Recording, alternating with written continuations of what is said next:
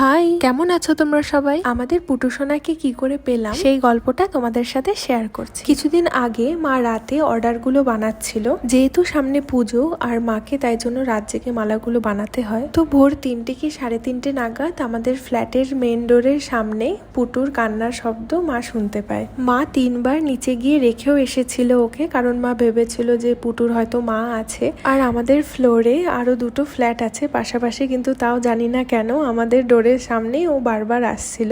পরে আমরা খোঁজ নিয়ে জানতে পারলাম যে পুটুর মা নেই, ওর মা মারা গেছে। তারপর পুটুকে আমাদের কাছেই রেখে দিলাম। পুটু এখন খুবই ছোট, ওর সবেমাত্র 1 মাস, এখনো বাইরের দুনিয়ায় সার্ভাইভ করার মতো এজ হয়নি। ও একটা আশ্রয়ের খোঁজে এসেছিল, আর ওদের যদি মানুষরা আশ্রয় না দেয় তাহলে কেই বা দেবে। পুটুকে আমরা ডক্টর দেখিয়েছি, ওর জন্য কিটেন ফুড নেওয়া হয়েছে, মা আর বোন খাইয়ে দেয়। এই দেখো আমাদের মনু আর পুটু কিন্তু ফ্রেন্ডও হয়ে গেছে। দেখ